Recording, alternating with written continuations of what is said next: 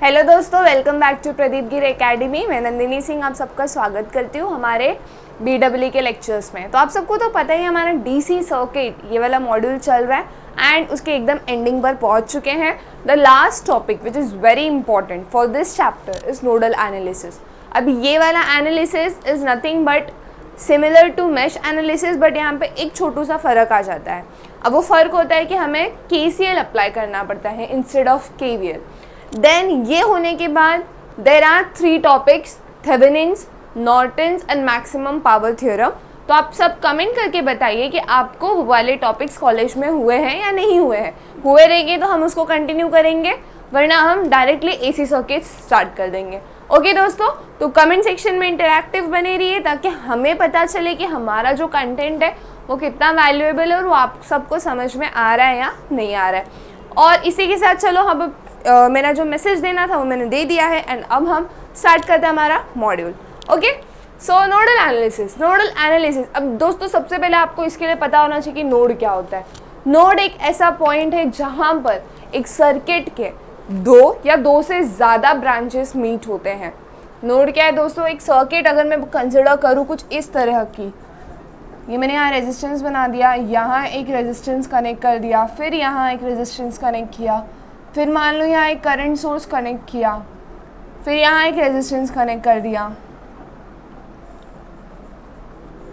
फिर यहाँ एक वोल्टेज सोर्स कनेक्ट कर दिया, है ना दोस्तों। ऐसे अगर मेरा सर्किट है, okay, so this is my total circuit. फिलहाल इसको यहाँ हटा देते हैं। क्यों हटा है वो आपको आगे समझ में आ जाएगा। ओके दोस्तों, तो ये मेरा सर्किट है। ये कुछ यहाँ पे वोल्टेज है V, इसको V1 बोलूँगी तो इसको V2 बोलती हूँ। करंट सोर्स मैंने बनाने की कोशिश की तो इसको 2 एम्पियर बोल देती हूँ। हाँ, इसको R1, R2, R3, R4 बोल देती हूँ। ठीक है दोस्तों, तो ये हमारा एक सर्किट हो गया। अब इसमें आप मुझे बताइए कि आपको नोड्स कहाँ कहाँ दिख रहे हैं। सबसे पहले आपको क्या करना है? Identify nodes. ठीक है, अब नोड्स बताओ दोस्तों जल्दी जल्दी। आपको कहीं दिख रहा है? हाँ, एक यहाँ है नोड, एक यहाँ है नोड। ये दोनों नोड एक दूसरे से कनेक्टेड है तो मैं इसको एक ही ब्रांच कंसिडर कर लेती हूँ। ठीक है दोस्तों, जहाँ 2 ब्रांचेस कनेक्टेड रहेंगे वो भी नोड ही है, बट कैसे वो एक कंटिन्यू है ना दोस्तों, ऐसे कंटिन्यू, ऐसे उसमें से बीच में सा दूसरा ब्रांच कनेक्टेड नहीं है, तो इसके लिए मैं इसको एक ही कंसिडर कर लेती हूँ। ठीक है दोस्तों, ओके, सो यहाँ पे 2 नोड हो गया। देन हम नीचे आते हैं, यहाँ पे है ना, और यहाँ पे है। अब दोस्तों आपने नोड्स आइडेंटिफाई कर लिए। नोड्स का डेफिनेशन क्या है? अ पॉइंट और द जंक्शन, नॉट जंक्शन, क्योंकि जंक्शन में 3 या 3 से ज़्यादा होते हैं। अ पॉइंट वेयर 2 और मेनी ब्रांचेस आर कनेक्टेड। इसका डिटेल डेफिनेशन मैंने पहले के वीडियोस में देखा है, अगर आपने दिया है। अगर आपने वो वीडियोस नहीं देखा है तो प्लीज़ उसको भी चेकआउट कर लीजिए ताकि आपका कोई भी कंसेप्ट अनक्लियर ना हो। ठीक है दोस्तों, अब आपको नोड्स आइडेंटिफाई करने के बाद इसमें कुछ चीज़ें कंसिडर करनी है। अब वो चीज़ें कंसिडर करने की वजह से हमारा जो सॉल्यूशन है, कोई भी सर्किट आने दो, कोई भी रेजिस्टेंस में आपको करंट निकालने दो, वो जो सॉल्यूशन है कि करंट निकालना है किसी रेजिस्टेंस में, वो ईजी हो जाता है। अब मैश एनालिसिस क्यों हम यहाँ परफॉर्म नहीं कर रहे? आप तो बोलोगे मैम मैश एनालिसिस कीजिए क्योंकि यहाँ पे 3 मैश है और इजीली I1, I2, I3 लेके सॉल्व हो जाएगा। बट मेरा क्वेश्चन यही है दोस्तों, व्हाट इफ यहाँ पे और एक ऐसा कनेक्टेड रहता तो वो कॉम्प्लिकेट हो जाता, राइट? ऐसे 5, 6, 7 मैशेस रहते हैं तो थोड़ा सा कॉम्प्लिकेट हो जाता है क्योंकि आपको I7 तक लेना पड़ता है। I7 जब आपके पास चला गया तो कैल्शियम में तो आपको पता है आप 4 वैल्यूज़ तक निकाल सकते हो, है ना। एंड जब ये वैल्यूज़ इंक्रीज हो जाती हैं देन आपको मैट्रिक्स का हेल्प लेना पड़ता है दोस्तों। अगर आपने मैट्रिक्स नहीं आता तो प्लीज़ चेकआउट कीजिए, उसका भी हमारे पास डिटेल्ड लेक्चर है। लेक्चर्स का सीरीज़, प्लेलिस्ट सब डेवलप किया गया है सिर्फ आप लोगों के लिए। आप प्लीज़ हमारे चैनल सब्सक्राइब कर दीजिए साथ ही साथ एंड दोस्तों में शेयर भी कीजिए ताकि हम ऐसे अनोखे कॉन्टेंट्स लेके आते रहें। ठीक है, चलो फिर स्टेप्स की तरफ बढ़ते हैं। सबसे पहले आप नोड्स आइडेंटिफाई कर लो एंड आइडेंटिफिकेशन के बाद आप उसको नेमिंग कर दो। क्या कर दो दोस्तों? नेमिंग। तो ये A हो गया, ये B हो गया, ये C हो गया, ये D हो गया। ओके, अब यहाँ पे एक बात बताओ दोस्तों, ये ब्रांच में जो पोटेंशियल डिफरेंस है वो V1 है, लेकिन जो नोड रहता है ना वहाँ पे थोड़ा पोटेंशियल डिफरेंस ऊपर नीचे हो जाता है। क्यों? क्योंकि यहाँ पे ब्रांचेस लग जाते हैं ना, अलग अलग टाइप ऑफ ब्रांचेस लग जाते हैं, नोड्स आ जाते हैं, तभी तो उसको हम नोड बोल रहे हैं, क्योंकि वहाँ पे ब्रांचेस कनेक्टेड है। तो जब नोड्स ऐसे कनेक्ट हो जाते हैं एक दूसरे के साथ, देन आपको क्या करना रहता है, वहाँ पे उसका वोल्टेज डिफाइन करना रहता है। जैसे कि मैं इसको यहाँ पे VA बोल दूँगी, यहाँ पे मैं VB बोल दूँगी, यहाँ पे मैं VC बोल दूँगी, यहाँ पे मैं VD बोल दूँगी। ठीक है, अब इतना करने के बाद एक चीज़ देखो दोस्तों कि ये जो दोनों पॉइंट है, मतलब D और C पॉइंट, इनके बीच में एक वायर है ना, इनके बीच में सिर्फ एक प्लेन वायर है, उधर वहाँ पे कोई रेजिस्टेंस नहीं है। देन आप क्या कर सकते हो, ये जो वायर है इसको श्रिंक कर सकते हो। क्यों श्रिंक करोगे, मैं आपको बताती हूँ। आपका ये 4 जो है ना, 4 अननोन थिंग, वो 3 में कन्वर्ट हो जाएगा। क्यों? क्योंकि ये पॉइंट पे VD और VC सेम है, VD और VC एक बराबर है। तो अगर मैं इसको एक पॉइंट में कन्वर्ट कर देती हूँ तो ये कुछ इस तरह दिखेगा दोस्तों।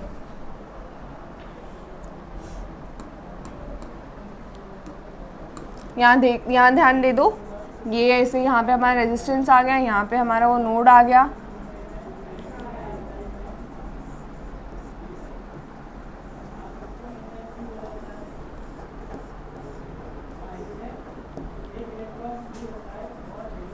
ये मैंने यहाँ ऐसे कनेक्ट कर दिया और एक करंट वाला पार्ट एक ही पॉइंट पे कनेक्ट कर दिया। ओके दोस्तों, तो ये आपका VA हो गया, ये आपका B हो गया ये वाले नोड पे, एंड ये आपका VC हो गया। ठीक है, ये श्रिंक होने का रीज़न आपको समझ में आया दोस्तों। अब यहाँ पे एक रेजिस्टेंस लगा रहता तो श्रिंक नहीं होता, आपको फिर उसको कंसिडर करके ही सॉल्व करना पड़ता। सॉरी, यहाँ पे हमने इसको श्रिंक कर दिया। जब हम इसको श्रिंक कर देते हैं, नेक्स्ट स्टेप है हमारा आइडेंटिफिकेशन ऑफ रेफरेंस नोड। क्या देखना है दोस्तों आपको, अब रेफरेंस नोड। अब ये रेफरेंस नोड क्या होता है, रेफरेंस नोड को डायटम नोड भी बोला जाता है, and there is also one more name that is zero potential node. और वो नोड इसके लिए हमें बनाना पड़ेगा क्योंकि आगे जाके हमारा जो रेफरेंस नोड है ना, उसी को कंसिडर करके हमें आगे के सॉल्यूशंस निकालने हैं। ठीक है, तो रेफरेंस नोड क्या होता है, अब चेक करो कि कौन से नोड पे ब्रांचेस है। VA पर कितने ब्रांचेस है दोस्तों, 1 2 3। VA जो नोड है वहाँ पे सिर्फ 3 ब्रांचेस है। VA नोड नहीं है, VA नोड A का पोटेंशियल है। व्हाट इज VA दोस्तों, नोड A का potential. What is VB, node B का पोटेंशियल। ठीक है, अब यहाँ पे भी 3 है, VB के पास भी 3 है, बट VC के पास चेक करो दोस्तों, VC के पास 1 2 3 4। तो ये हमारा रेफरेंस नोड हो जाएगा। तो जो आपका रेफरेंस नोड होता है ना दोस्तों, उसको आपको कुछ इस तरह रिप्रेजेंट करना रहता है। इसको हम कलर चेंज कर देते हैं ताकि आपको अंडरस्टैंडिंग के लिए बेटर हो। ठीक है दोस्तों, ये आपका रेफरेंस नोड कुछ इस प्रकार दिखेगा। ऐसे करके उसको नीचे से बॉटम्स लाइन बना देनी है आपको। तो ये आपका हो गया रेफरेंस नोड।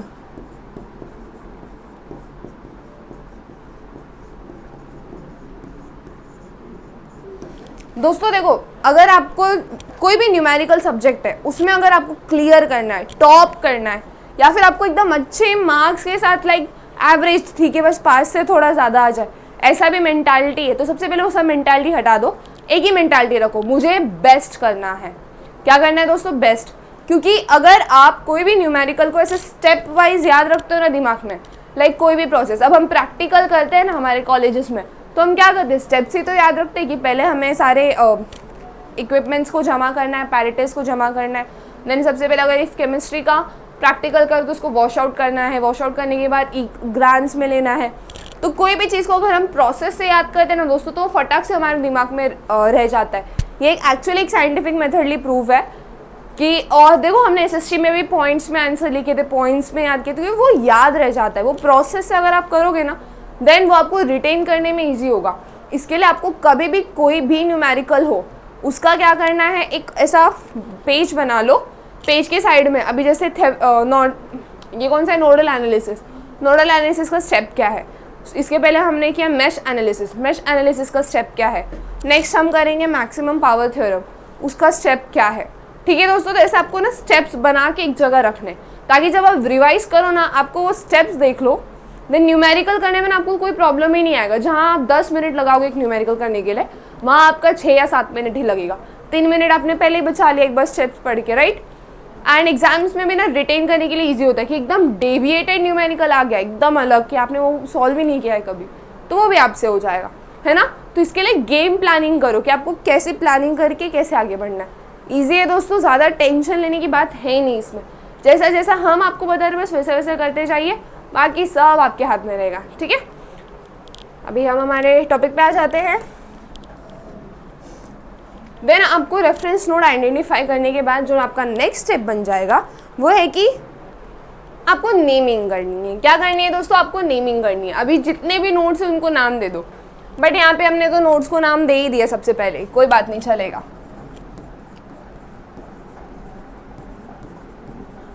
नोड्स की आपको नेमिंग करनी है, ठीक है दोस्तों। एंड यहाँ पे वी है, वी ए है, वी बी है, वी सी है, ये मत देखो अभी, ये देखो, क्योंकि यहाँ पे आपने रेफरेंस नोड सेलेक्ट किया। सेकंड स्टेप करने के बाद आपको आपका न्यू सर्किट ही देखना है। अब बताओ दोस्तों, जो रेफरेंस नोड है उसको हमने क्या बोला और एक नाम दिया है कि जीरो पोटेंशियल है ना। जीरो पोटेंशियल का मतलब क्या है दोस्तों? वहाँ पे जो सॉरी पोटेंशियल होगा वो कितना होगा दोस्तों? जीरो होगा, राइट। तो ये Vc इक्वल टू 0 हो जाएगा। नोड्स को नेमिंग देने के बाद बहुत इजी काम है, आपको करंट्स आइडेंटिफाई करना है। क्या करना है दोस्तों? आपको करंट आइडेंटिफाई करना है। ज़्यादा कुछ टेंशन लेने की बात नहीं है, आपकी मर्जी, आप करंट्स किसी भी डायरेक्शन में ले सकते हो। फॉर एग्जाम्पल मैं यहाँ पे थोड़ा सा अभी रेफरेंस नोड हटा देते हैं क्योंकि अभी हमारा इसका काम नहीं है, ठीक है। एंड इसको थोड़ा जूम आउट कर देते हैं।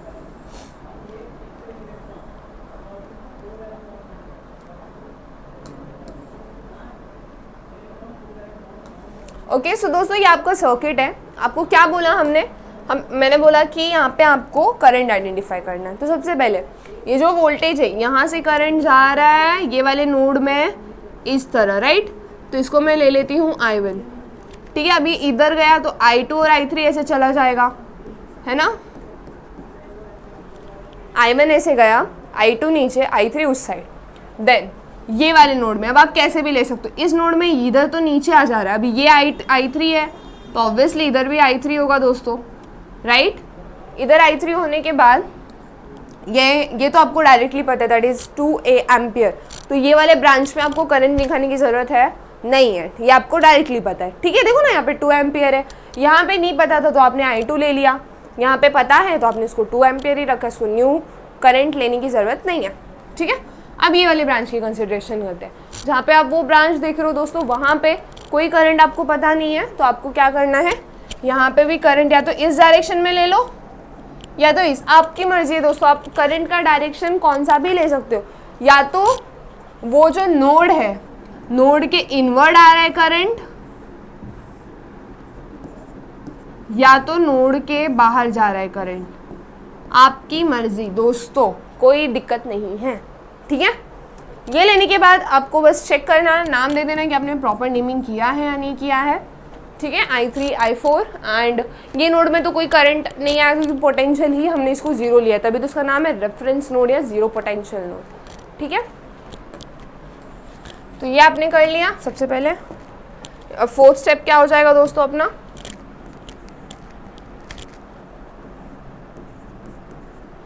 सिलेक्शन नहीं बोल सकते हम, naming the unknown current, branch current को नाम देना दोस्तों, I1 I2 I3 वगैरह, ठीक है। ये नाम आपने दे दिया। देन आपको क्या दिमाग में रखना है दोस्तों, ये ब्रांच को नाम देने के बाद आपको जो ओम्स लॉ में एक फॉर्मूला था, क्या था दोस्तों formula? V equal to IR ना, हमने पढ़ा था, V exactly proportional to current. इसके लिए वो हो जाता था V equal to IR and I कैसे मिलता है हमें दोस्तों? Voltage divided by resistance, okay. अभी ये चीज़ आपको ध्यान में रखते हुए आपको आगे का न्यूमेरिकल सॉल्व करना है। जब हम ये लेंगे ना, क्या बोलते हैं, हमारा कोई भी न्यूमेरिकल, तो आपको समझ में आ जाएगा कि किस तरह करना है, ठीक है। अभी टेंशन लेने की ज़रूरत नहीं है। तो आपको इधर यहाँ पे ये फॉर्मूला यूज़ करना पड़ेगा, तो इसको हम हटा देते हैं। जो फॉर्मूला यूज़ करना है उसको हम यहाँ लिख देते हैं, हमारा 5th स्टेप, ठीक है। एंड 6th स्टेप रहेगा कैलकुलेशन ऑफ वी, वोल्टेज। अब आप बोलोगे दीदी करंट में तो आई निकाल रहे और यहाँ पे आपने वी लिखा है, ऐसा क्यों? आपको न्यूमेरिकल में वो भी समझ जाएगा, ठीक है। तो ब्रांचेस का करंट दे दिया हमने, डायरेक्शन दे दिया, यहाँ पे डायरेक्शन भी इंपॉर्टेंट है दोस्तों, ये भी आप लिख लो। आपको जिस हिसाब से स्टेप्स लिखने हैं उस हिसाब से लिखो दोस्तों, ठीक है। करंट का डायरेक्शन भी दे दिया, calculation of V by using KCL। यहाँ पे बस KCL यूज होता है, मैश में हमने KVL यूज किया था, यहाँ पे हम KCL यूज करेंगे। ओके दोस्तों, okay let us proceed with the एक न्यूमेरिकल ले लेते हैं आपको, ताकि उसमें एकदम क्लियर आइडिया आ जाए, ठीक है। तो दोस्तों चलो एक न्यूमेरिकल सॉल्व कर लेते हैं इसी के साथ। तो न्यूमेरिकल आपके स्क्रीन के सामने है। यहाँ पे क्या बोला न्यूमेरिकल में, find the current in various resistors of the circuit. जितने भी रेजिस्टर आपको यहाँ दिख रहे हैं, आपको उनका करंट कैलकुलेट करना है, ठीक है। अब आपको ज़्यादा टेंशन लेने की ज़रूरत नहीं है। फर्स्ट ऑफ ऑल पहले ही मैं क्लियर कर देना चाहती हूँ, आपको सिर्फ स्टेप्स याद करने की ज़रूरत है। अभी कोई भी क्वेश्चन आए सबसे पहले फटाफट स्टेप्स याद करो कि कैसे करना है, कैसे करना है, कैसे करना है। सबसे पहले नोडल एनालिसिस है, तो आपको क्या आइडेंटिफाई करना है दोस्तों, नोड्स। तो चलो फटाक से हम नोड्स आइडेंटिफाई कर लेते हैं। तो यहाँ पे हमने एक चीज़ डिसाइड की है कि जहाँ पे ऐसा पूरा कंटिन्यूस ब्रांच रहेगा वहाँ पे हम नोड कंसिडर नहीं करेंगे। तो हम यहाँ नोड कंसिडर कर लेते हैं, यहाँ नोड कंसिडर कर लेते हैं, यहाँ कर लेते हैं, एंड बाकी कहाँ करेंगे दोस्तों, नीचे वाला। हाँ ऑब्वियसली नीचे वाला भी करेंगे, बट यहाँ पे आप चीज़ देख सकते हो कि सारे ना एक साथ कनेक्टेड है। अगर मैं ये पूरे लाइन को श्रिंक कर दूँ, अगर मैं पूरे लाइन को श्रिंक कर दूँ तो कैसे बन जाएगा, देखो दोस्तों।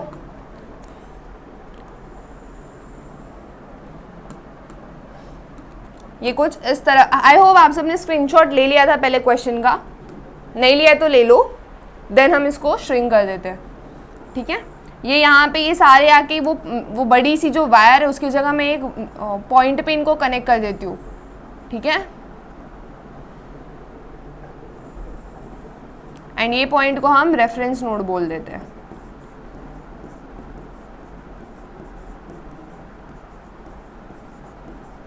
Okay so this is our reference node. तो हमने इसको कनेक्शन वगैरह सब दे दिया है यहाँ पे दोस्तों, आप सब देख सकते हो। एंड अब नेक्स्ट चीज़ हमें क्या आइडेंटिफाई करनी थी, नोड आइडेंटिफाई करना था, वो भी हमने कर लिया है। नेक्स्ट स्टेप क्या है दोस्तों फिर इसी के साथ,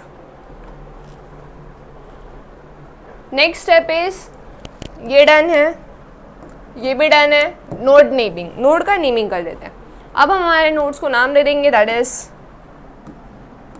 node A, node B and node C, ठीक है दोस्तों। यहाँ पे आप VA, VB, VC भी ले सकते हो, कोई दिक्कत नहीं हो जाएगी, चलेगा। आप डायरेक्टली वोल्टेज से उसका नाम दे दो, ओके। देन नोड्स नेमिंग करने के बाद हमारा नेक्स्ट स्टेप क्या है दोस्तों, ब्रांच करंट फाइंड करना, ठीक है। तो ब्रांच करंट में आप सब देख सकते हो, ये जो नोड A है वहाँ पे 4 ब्रांचेस कनेक्टेड है। कितने कनेक्टेड है दोस्तों, 4। इसको मैं जूम इन कर देती हूँ, देखो दोस्तों यहाँ पे 4 ब्रांचेस कनेक्टेड है, 1 2 3 4, ठीक है। तो 4 कनेक्ट होने की वजह से यहाँ पे कितने करंट ये आ जाएंगे दोस्तों हमारे पास, अननोन करंट 4, दैट इज ये हो जाएगा आपका I1। लेकिन आपको I1 लेने की ज़रूरत है दोस्तों, क्यों, क्योंकि यहाँ पे आपको ऑलरेडी पता है कि ये जो ब्रांच है इसमें 28 एम्पियर्स का करंट जा रहा है। आपका I1 कितना है दोस्तों, 28, आपको ऑलरेडी पता है, और डायरेक्शन भी यहाँ पे मेंशन्ड है, तो आपको इसको कंसिडर करने की ज़रूरत नहीं है। लेकिन अगर वहीं मैं इस ब्रांच की बात करूँ, तो इस ब्रांच में ना ही आपको करंट पता है, ना ही आपको प्रॉपर वोल्टेज पता है, तो आपको क्या करना होगा, करंट अज्यूम करना होगा, ठीक है। तो यहाँ पे मैं I1 कंसिडर नहीं करूँगी, क्योंकि I1 की वैल्यू मुझे ऑलरेडी पता है, दैट इज़ 28, तो ये डायरेक्ट 28 हो जाएगा, ओके। इसको निकाल देते हैं। नेक्स्ट हम इधर कंसिडर करते हैं हमारा I1। 1 क्यों वेस्ट करना, I1 जब ऑलरेडी है हमारे पास। I1 वहाँ जा रहा है, वहाँ कंसिडर कर लो, आपकी मर्जी दोस्तों, आपको जहाँ कंसिडर करना है कर सकते हो, या तो यहाँ कंसिडर कर लो या तो यहाँ, बट 1 कंसिडर करने के बाद आपको 2 3 पे भी जाना है, ठीक है। तो वो सब चीज़ें आपको ध्यान रखनी है। तो ये हो गया आपका I1, या आप ले लो आपका इधर वाला I2 और इसको ले लो आप I3। यहाँ पे आप देख सकते हो ये जो 28 एम्पियर्स का करंट है वो इस नोड में अंदर की तरफ आ रहा है एंड बाकी के 3 करंट इस नोड से बाहर की तरफ जा रहे हैं। ये अंदर आ रहा है और ये सब बाहर जा रहे हैं, ठीक है। नोड ए का हालत कैसा है दोस्तों, एक करंट अंदर है तो बाकी करंट बाहर की तरफ है नोड ए से, ठीक है। एंड ये आपका VA हो जाएगा, ठीक है। नाउ कमिंग टू हमारा दिस बी का पार्ट पे आ जाते हैं दोस्तों थोड़ा सा।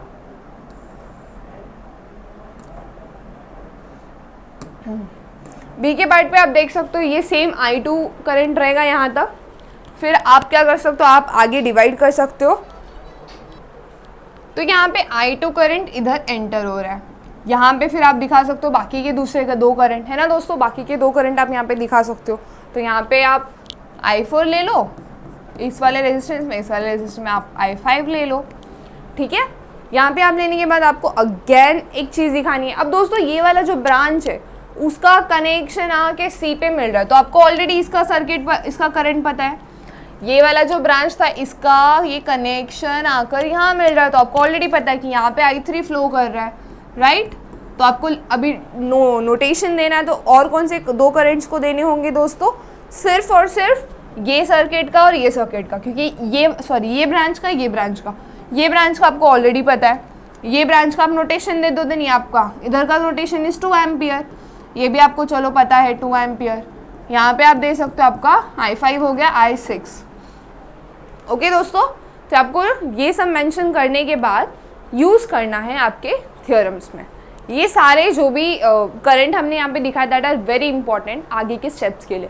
आगे का स्टेप क्या है दोस्तों, हमारा करंट को नेमिंग करने के बाद हमें इधर KCL अप्लाई करके ये फॉर्मूला अप्लाई करके फाइनल हमारा स्टेप करने जाना। तो चलो दोस्तों फाइनल स्टेप करने चले, ओके। इसको थोड़ा सा शॉर्ट कर देते हैं।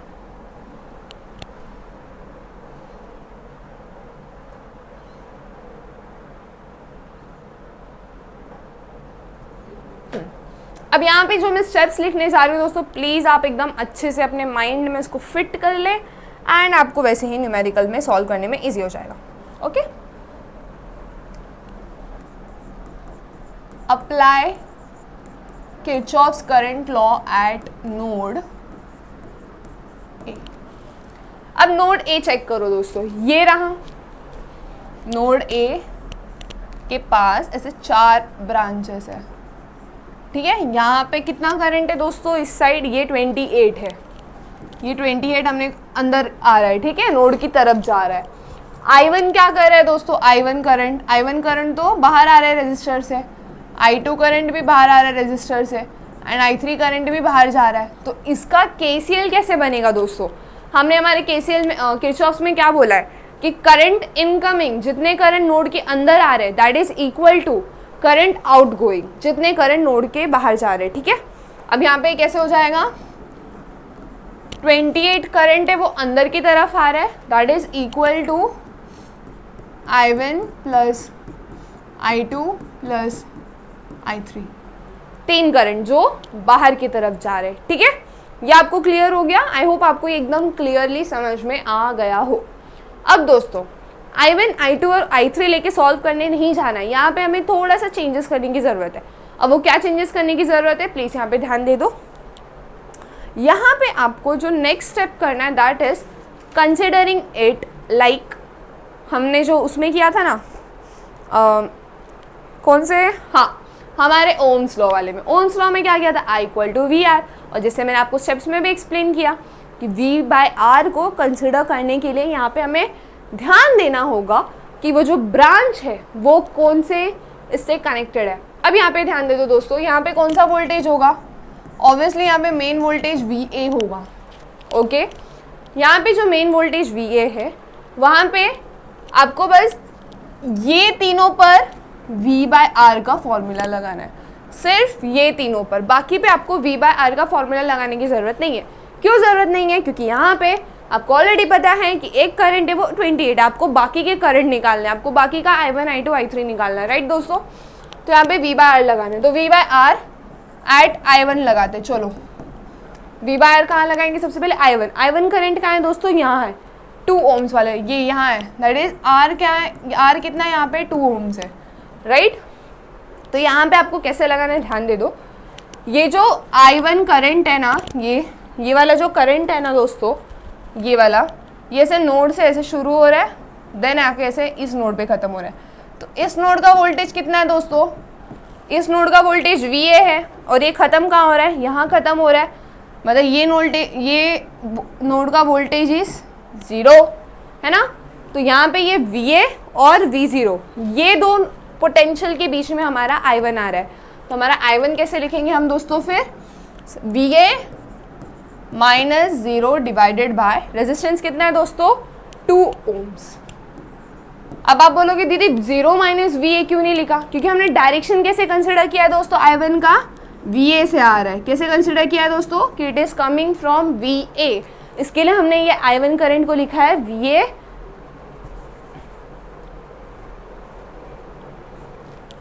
थोड़ा सा इसको करेक्शन कर लेते हैं, हाँ। इसलिए हमने I1 करंट को कैसे लिखा? VA minus 0 divided by resistance, और ये रेजिस्टेंस कितना था दोस्तों? 2 ओम। आई होप आपको समझ गया हो कि आपको ये वाले ब्रांच का V/R फॉर्म इस तरह लिखना है, ठीक है। नेक्स्ट, ये ब्रांच का हो गया, राइट। अब हम दूसरे ब्रांच पे जाते हैं हमारे। इसका आप नोट डाउन कर लो फटाफट नोट्स दोस्तों।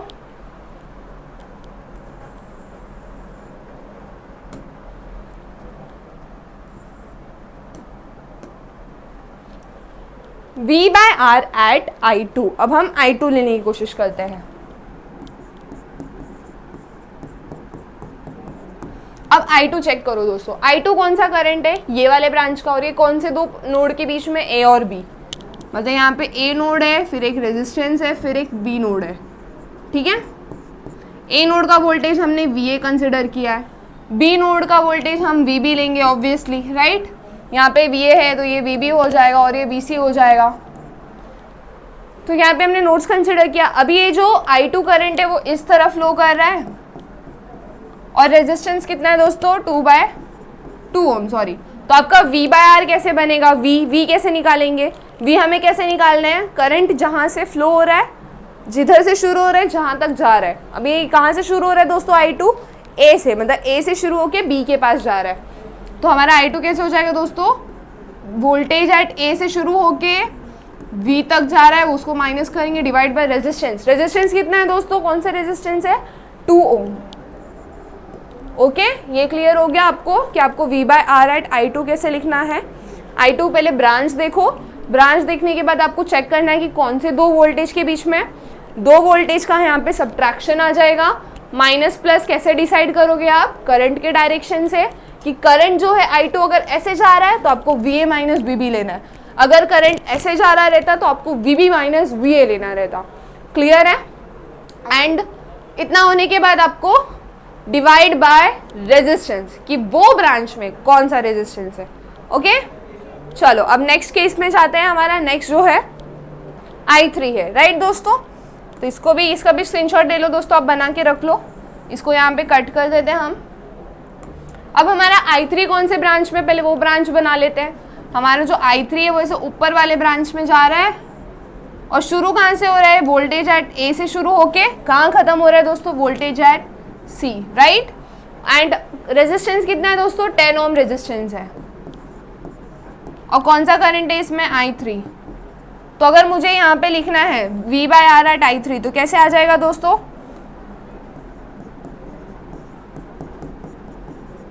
वोल्टेज कितना है दोस्तों? VA। ये देखो I3 कहाँ से निकल रहा है? VA से निकल रहा है, VC तक जा रहा है। तो VA से निकल रहा है minus VC divided by resistance कितना है दोस्तों? 10 ओम। तो यहाँ पे ये 10 हो जाएगा।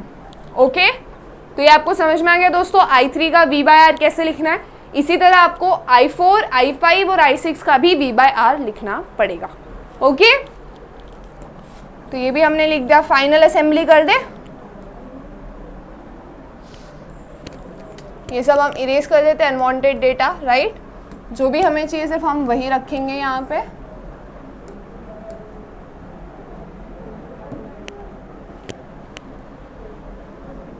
येलो कलर से लिख देते हैं, ठीक है। 28 तो वैसे का वैसे है, क्योंकि ऑलरेडी हमें करंट पता है। I1 करंट नहीं पता, तो I1 कितना है दोस्तों? VA minus 0/2। I2 कितना है दोस्तों? VA minus VB/2। ऑब्वियस 2 है ना, जस्ट एक बार चेक कर लो, हाँ रेजिस्टेंस इज 2 यहाँ पे। एंड I3 कितना है दोस्तों, VA माइनस VC बाय 10। ठीक है, यहाँ पे हमने इसकी हेल्प से ये जो सारे डेटा थे इसको हमने रिप्लेस कर दिया है हमारे यहाँ पे। ठीक है, ये आपको दिखाने की ज़रूरत नहीं है, ये आपका फर्स्ट न्यूमेरिकल, इसलिए मैं आपको एकदम क्लियरली सब चीज़ का आइडिया देना चाहती हूँ, इसलिए मैंने यहाँ पे इसको ड्रॉ किया, सेपरेट करके वैल्यूज़ निकाले। ओके, तो ये आपको समझ में आ गया दोस्तों। देन इसको हम इरेज कर देते हैं।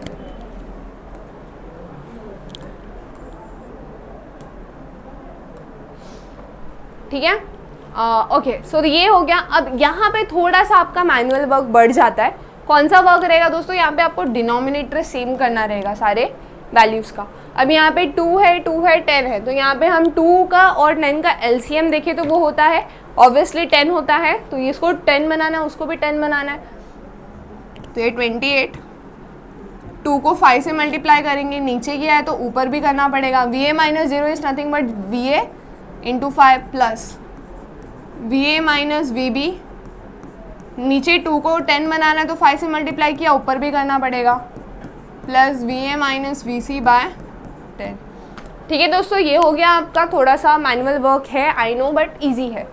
ठीक है, तो हो जाएगा 28 equal to 5VA plus 5VA, पहले ऊपर वाले सारे 5VB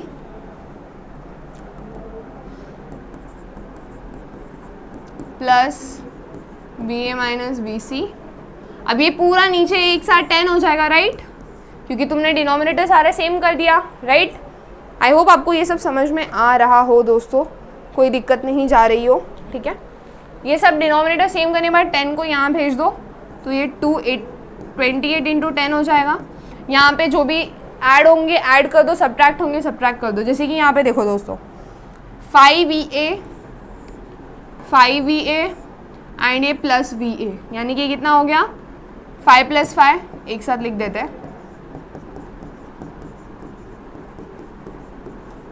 फिर ये माइनस 5VB माइनस BC, तो ये हो गया 280, ये हो गया 11VA, ये हो गया minus 5VB minus BC। I hope आप सबको मेरी तरह सेम आंसर आया हो। ठीक है, ये आपका इक्वेशन बन गया एक VA VB and BC sort of. इसको हम क्या करेंगे, यहाँ पे ये जो हमारा 280 उसको हम वहाँ रख देंगे सिर्फ अच्छा दिखने के लिए, ताकि आपको कोई प्रॉब्लम ना हो। ठीक है, एंड इक्वल टू, इधर पहले इक्वल टू 280 इस साइड था, मैंने बस उसको वहाँ शिफ्ट कर दिया, पहले LHS में था उसको हमने RHS में ट्रांसफ़र कर दिया। तो ये आपका इक्वेशन नंबर 1 बन जाएगा दोस्तों, एंड इसी के साथ आपको आगे का सॉल्व करना है। ये आपका इक्वेशन नंबर 1 हो गया। ठीक है, हमने क्या किया सबसे पहले दोस्तों, हमने नोड कंसिडर किया कि किस नोड पे हम लोग को KCL लगाना है। KCL क्या कहता है कि जो करंट इनकमिंग है उतना ही करंट आउटगोइंग होता है। ठीक है, अब यहाँ पे 28 equal to I1 plus I2 plus I3 mentioned है। I1 की वैल्यू हमने किस फॉर्म में लिखी है दोस्तों, ओम्स लॉ के फॉर्म में, दैट इज V/R। यहाँ पे V क्या है, VA minus 0, voltage divide by current, voltage divide by current, voltage divide by current. Voltage कैसे निकाला हमने दोस्तों, ये ध्यान दिया, ये चेक किया कि जो करंट है वो कौन से दो नोड के बीच में है। अब जैसे I1 VA और VC के बीच में था, यहाँ पे VC 0 पोटेंशियल के बीच में था, इसलिए VA माइनस 0। I2 VA और VB के बीच में, इसलिए VA माइनस VB, है ना। एंड माइनस किससे डिसाइड हुआ है, डायरेक्शन से डिसाइड हुआ है। I3 कौन से इधर है दोस्तों, I3 is VA minus VC, ये दोनों के बीच में, तो VA minus VC and divide by the resistance, की वो कौन सा रेजिस्टेंस है उस ब्रांच में। ये करने के बाद हमने फिर डिनोमिनेटर सेम किया, थोड़ा सा मैनुअल वर्क आता है वो आप कर लोगे, I know that. Denominator same करने के बाद आपको एडिशन, सब्ट्रैक्शन एंड एक फाइनल गोल तक पहुंचना है, दैट इज इक्वेशन। इतना याद रखना दोस्तों, नोडल एनालिसिस में आपको सेम इक्वेशन मिलेगा, आई मीन सेम कंसेप्ट से आपको इक्वेशन निकालना है जो आप मेश में निकालते थे, राइट। यहाँ पे आपको वोल्टेज में इक्वेशन मिलेगा, आपको पहले करंट में इक्वेशन मिलता था मेश में, एंड उसके पहले हमने कोई रेजिस्टेंस वाला किया तो उसमें भी हमें करंट में वोल्टेज करंट मिलता था, यहाँ पे हमें वोल्टेज मिलेगा डायरेक्टली। ओके, तो ये होने के बाद हमारा फर्स्ट स्टेप हो चुका है, सेकेंड स्टेप की तरफ बढ़ते हैं दोस्तों।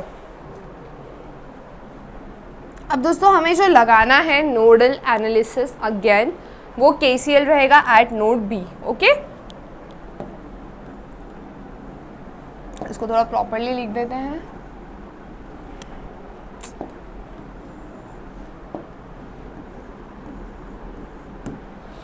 Okay, so this is done. Now let's move to the next part.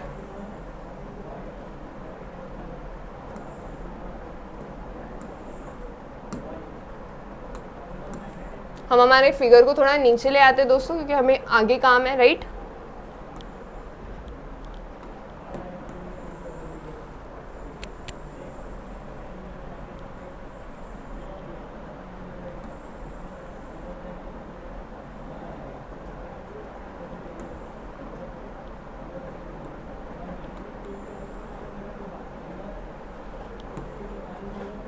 Okay, so the arrangement is done. Let us start solving.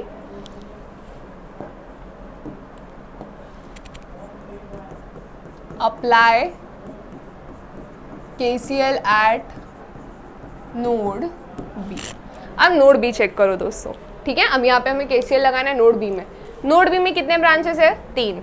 एक ये वाला I2 वाला, एक ये वाला जो नीचे की तरफ आ रहा है I5, एंड एक ये वाला I4 वाला जो उस साइड जा रहा है, ठीक है? तो यहाँ पे 3 ब्रांचेस है, दैट इज I2 जो अंदर की तरफ आ रहा है नोड के, तो वो इक्वल टू के एक साइड रहेगा, और जो बाहर की तरफ जा रहे हैं नोड के, that is I4 and I5, वो इक्वल टू के एक साइड लिखेंगे हम। तभी तो हम बोल सकते हैं current incoming equal to current outgoing. जितने करंट आ रहे उतने करंट जा रहे, ठीक है? तो यहाँ पे I2 equal to I4 plus I5 हो जाएगा। ये ध्यान दे देना है दोस्तों, क्योंकि यहाँ पे I2 अंदर की तरफ आ रहा है, I4 और I5 बाहर की तरफ जा रहे हैं। अब सिंपल, आपने KCL अप्लाई कर दिया, KCL current income equal to current outgoing. Next step क्या, आपको V बाय R वाला कंसेप्ट लगाना है। I2 चेक करो, I2 कौन से दो इसके बीच में है, that is VA minus VB के बीच में है ना दोस्तों? देन आपका I2 कैसे लिखोगे आप? VA minus VB divided by resistance कितना है दोस्तों? 2 इक्वल टू यहाँ पे I4 प्लस I5। I4 कौन से दो वो नोड्स के बीच में दोस्तों?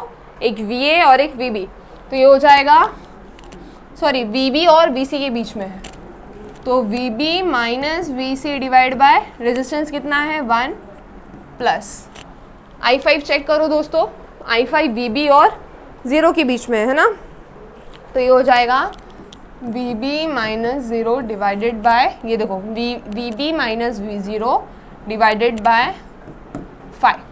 ओके, तो दिस इज डन। आपने ये लिख दिया। आई होप आपको अभी समझ में आ गया हो कि आपने ये वोल्टेज कैसे निकाला, कि जो करंट है, ये जो करंट है वो कौन से दो वोल्टेज के बीच में, तो उसको माइनस करके डिवाइड बाय रेजिस्टेंस, एंड ये similarly this one. Okay, now next हमें अब डिनोमिनेटर सेम करना है, राइट? यहाँ पे 2 है, तो यहाँ पे हमें डिनोमिनेटर सेम करना है, तो ये 5 है, ये 1 है। LCM क्या है दोस्तों? 1 और 5 का 5, मतलब हमें 1 को 5 बनाना पड़ेगा, राइट? तो कैसे करेंगे? VB माइनस VC, 1 को 5 बनाना है तो 5 से मल्टीप्लाई करेंगे, नीचे मल्टीप्लाई किया तो ऊपर भी मल्टीप्लाई करना होगा। VB minus 0 is VB by 5। Okay, तो हो जाएगा VA minus VB divide by 2 equal to VB minus VC, ये तो ये 5 VB minus 5 VC plus VB the whole divide by 5। Okay, and यहाँ पे आपको देन क्या करना है दोस्तों? जो भी ऐड हो रहा है ऐड कर दो, सब्ट्रैक्ट हो रहा है सब्ट्रैक्ट कर दो।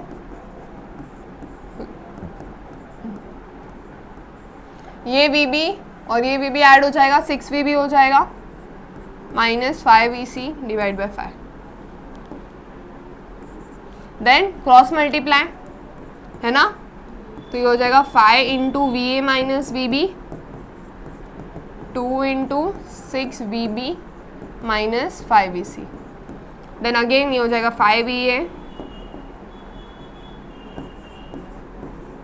Minus 5 VB 12 VB minus 10 VC।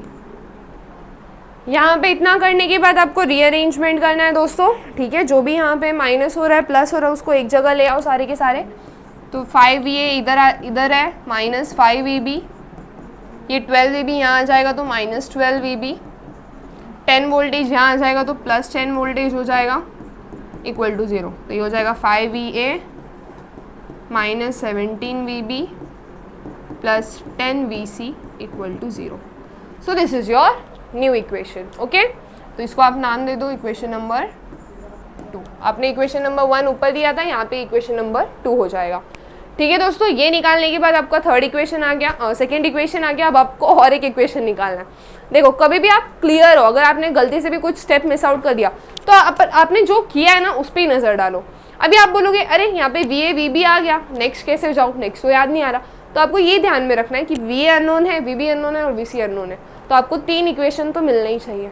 अब यहाँ पे आपने फिर से हम हमारा डायग्राम नीचे ले आते हैं, क्योंकि यहाँ पे थोड़ा सा लेंदी जा रहा है, क्योंकि कैलकुलेशन आ रहा है दोस्तों। कैलकुलेशन नहीं रहता है तो शॉर्ट में हो जाता है, उधर आपको टेंशन लेने की ज़रूरत नहीं होती।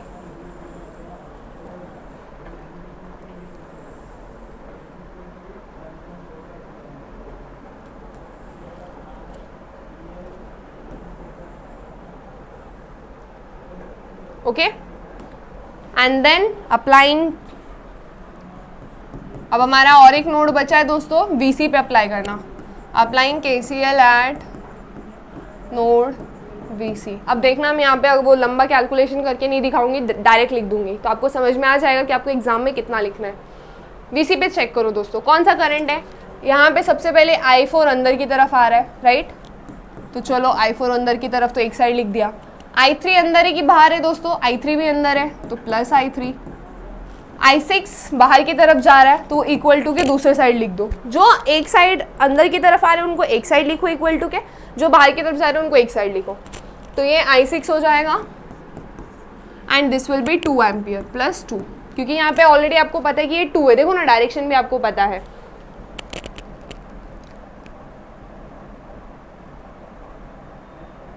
Okay, now it's clear. ठीक है, अब यहाँ पे I4 का वोल्टेज कैसे लिखोगे दोस्तों। I4 चेक करो, I4 किसके बीच में, I4 यहाँ B और C के बीच में। तो ये B और C के बीच में होने की वजह से ही हो जाएगा VB minus VC bye resistance कितना है दोस्तों 1 प्लस I3 का है दोस्तों, I3 यहाँ, I3 देखो इनके बीच में VA से आ रहा है VC पे ख़त्म हो रहा है, VA से आ रहा है VC पे ख़त्म हो रहा है एंड डिवाइड बाय रेजिस्टेंस कितना है, ये 10 वाला रेजिस्टेंस है इसके पास। ओके, ये क्लियर हो गया दोस्तों आपको। देन नेक्स्ट I6 एक बार चेक कर लो। I6 VC से निकल रहा है, रेफरेंस नोड पे आ रहा है। रेफरेंस नोड का तो आपको पता है, रेफरेंस नोड का क्या होता है दोस्तों, सब 0 होता है, राइट, उसका वोल्टेज। तो ये VC से निकल रहा है और रेफरेंस नोड की तरफ जा रहा है, divide by resistance, resistance is 4 plus 2। ठीक है, तो ये हो गया आपका फाइनल इक्वेशन। जब आप इसको डिनोमिनेटर सेम करके सॉल्व करोगे तो आपको जो फाइनल आंसर आएगा दैट इज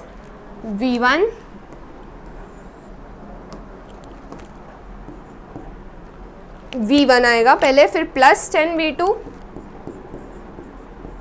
फिर 13.5 V3। ठीक है, 13.5 आने वाला है दोस्तों। तो प्लीज़ आप जब डिनोमिनेटर सेम हो ध्यान देना, और वो नेगेटिव साइन के साथ आएगा and that is equal to 20। Okay, तो आपको ये फाइनल इक्वेशन मिल जाता है। तो आपको एग्जाम में सिर्फ इतना दिखाना है, उतना दिखाओगे तो आपको थोड़ा टाइम वेस्ट हो जाएगा। तो तुरंत माइंड कैलकुलेशंस करो, माइंड कैलकुलेशन करने के बाद आपको ये इक्वेशन आ जाएगा ऑटोमेटिकली। ठीक है दोस्तों, आपको आई होप ये पार्ट समझ में आ गया हो। इसको आप इक्वेशन नंबर 3 नाम दे दो।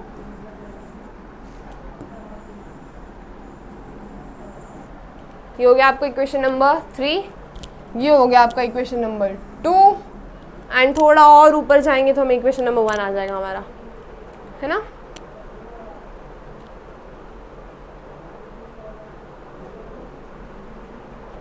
कहाँ गया हमारा इक्वेशन 1, और ऊपर जाना पड़ेगा दोस्तों। हाँ, ये रहा हमारा इक्वेशन नंबर 1। तो इसको चलो कैल्सी में लिख लें। ठीक है, फटाफट इसको रिप्रेजेंट कर लेते हैं हमारे कैल्सी में, इसकी वैल्यूज डाल देते हैं। आई होप आप सबको सेम इक्वेशन आया हो। चलो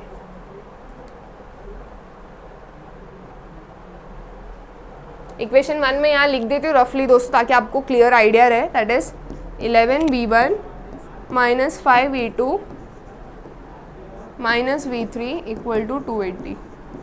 ये आपका इक्वेशन नंबर 1 था जो आपको ऊपर से मिला था। ठीक है, फटाफट दोस्तों कैलसी ओपन कर लो।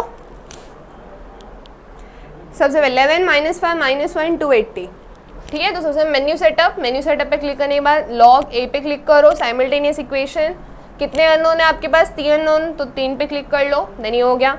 सबसे पहले 11 माइनस 5, देन क्या है दोस्तों? Minus 5 minus 1 280। ठीक है, नेक्स्ट इक्वेशन लिख देते हैं दोस्तों। नेक्स्ट में क्या है? 5 माइनस 17 10 0। 5 माइनस 17 10 0। देन क्या है दोस्तों? 1 10 माइनस 13.5 20। 1 10 माइनस 13.5 20। ठीक है, तो आपने सारी वैल्यूज पुट कर दी जैसे कि तैसे जो वैल्यूज आपको मिली थी। एक बार जस्ट चेक कर लो, चेक करना इज़ वेरी इंपॉर्टेंट, वरना थोड़ा भी मिस्टेक होता है। प्लस माइनस साइन का भी गड़बड़ किया ना दोस्तों, आंसर रॉन्ग हो जाता है। इसके लिए आपका प्लस माइनस साइन भी गड़बड़ नहीं होना चाहिए। Okay, so this is perfect. हमने परफेक्टली सारे वैल्यूज पुट कर दी हैं एंड इसका फाइनल आंसर निकालते दोस्तों। अब यहाँ पे एक चीज़ ध्यान दे देना, जो आपका x का वैल्यू आएगा वो आपका v1 का वैल्यू रहेगा ऑब्वियसली। जो आपका y का वैल्यू आएगा वो आपका v2 का वैल्यू रहेगा, जो आपका z का वैल्यू आएगा वो आपका v3 का वैल्यू रहेगा। ठीक है, ये आपको लिखने की ज़रूरत नहीं है एग्जाम में, दिस इज नॉट रिक्वायर्ड। तो इसको हम थोड़ा डिफरेंट कलर से लिख देते हैं।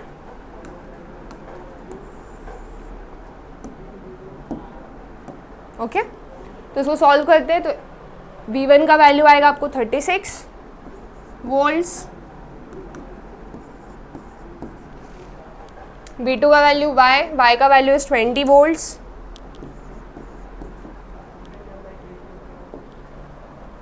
एंड z का वैल्यू इज 16 वोल्ट्स। ठीक है दोस्तों, तो ये सारी वैल्यूज आपको आ जाएंगे जब आप कैलकुलेट करोगे v1 v2 एंड v3। ये कैलकुलेट करने के बाद दोस्तों आपको क्या निकालना है? Very simple, i1 i2 i3 निकालना है आपको। ठीक है, ये आपने कैलकुलेट कर लिया, आपको पता है i1 i2 i3 आने कैसे वाला है। ठीक है, तो इसको थोड़ा शिफ्ट कर लेते हैं। अभी ये इक्वेशन का काम नहीं, इसको हम हटा देते हैं एंड इसको हम थोड़ा इधर साइड में लिख देते हैं क्योंकि हमें काम आने वाला है आगे। आई होप आपको विजिबल है। सबसे पहले हम निकालना चाहेंगे i1 किसके बीच में था दोस्तों? एक बार चेक कर लेते हैं। VA minus, I am so sorry दोस्तों, ये मैंने यहाँ पे VA होना चाहिए, यहाँ पे VB होना चाहिए, यहाँ पे VC होना चाहिए।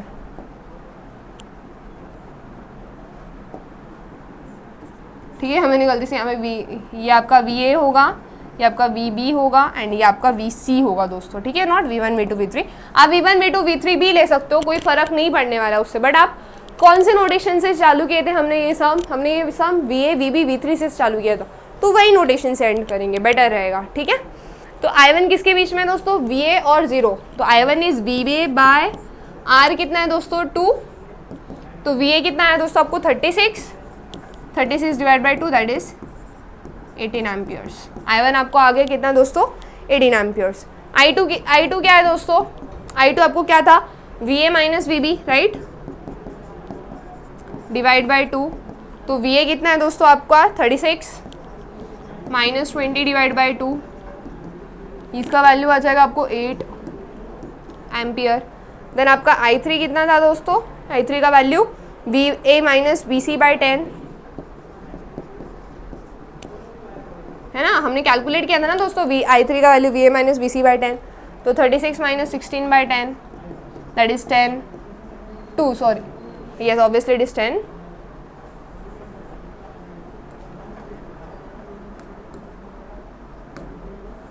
तो ये कितना हो जाएगा दोस्तों आपका आंसर? 2। ओके, देन आपका i3 मिल गया। देन आपको i4 और i5 निकालना है।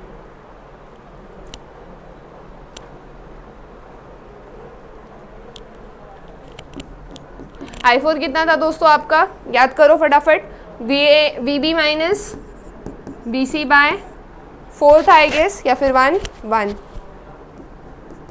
है ना। तो ये क्या हो जाएगा दोस्तों, आपका वी बी कितना है 20 माइनस 16, 20 माइनस 16 डिवाइड बाय 1 हो जाएगा दोस्तों, that is 4। Then I five कितना था दोस्तों आपका, आई फाई चेकआउट कर लो, ये था V B minus 0 by 5। Then V B आपका कितना है दोस्तों 20 बाय 5,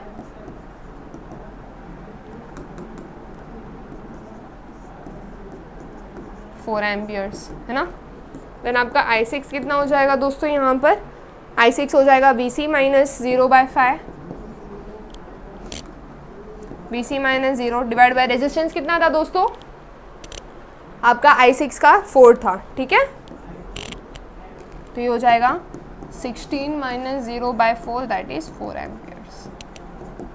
तो यहाँ पे आपको सारे अननोन ब्रांच करंट्स मिल चुके हैं जो भी आपने कंसिडर किया था स्टार्टिंग में, राइट। और ये 18A 2A 244A, okay, this are the unknown currents. तो दोस्तों इस प्रकार आपका कुछ सॉल्यूशन होने वाला है। आई होप आपको समझ में आया हो आज का सम। बस आपको दो चीज़ें ध्यान देनी है, डायरेक्शन ऑफ द करंट, कहाँ से शुरू हो रहा है कहाँ से ख़त्म हो रहा है। ये क्वेश्चन था हमारा, find the current in the various resistance, ठीक है। देन हमने हमारा डायग्राम कौन सा था दोस्तों, हमारा डायग्राम ये था। तो ये हमने ये डायग्राम के लिए हमने सारे करंट कैलकुलेट किए हैं, V A V B V C consider किया, पूरा KCL लगाया उस पॉइंट पर, करंट अज्यूम किए एंड देन उसको पूरा सॉल्व किया, राइट। वो सॉल्व करने के बाद हमारा फाइनल स्टेप था कि हमें I1 I2 I3 निकालना है, बट हमारा इक्वेशन किस में आया था, VA VB और VC में आया था। तो आपको जब VA VB और VC मिलने के बाद आपको I1 I2 I3 फिर से निकाल लेना है, ये ध्यान दे देना दोस्तों, ठीक है। तो यहाँ पे हमने I1 I2 I3 पूरा कैलकुलेट कर लिया। आई होप आपको आज का लेक्चर पसंद आया हो। पसंद आया तो प्लीज़ लाइक कीजिए, चैनल को सब्सक्राइब कीजिए अगर अभी चैनल पे, अपने दोस्तों के साथ शेयर कीजिए। एंड प्लीज़ आज का जो आपका टास्क है कमेंट सेक्शन में बताओ मुझे कि आपके आगे के कितने और टॉपिक्स हैं जो आपकी यूनिट टेस्ट में आ रहे हैं। एंड प्लीज़ ऐसे इंटरेक्शन करते रहिए हमारे साथ ताकि हमें भी मोटिवेशन मिलता रहे हमारा बेस्ट देने के लिए। Till then goodbye, take care, keep learning.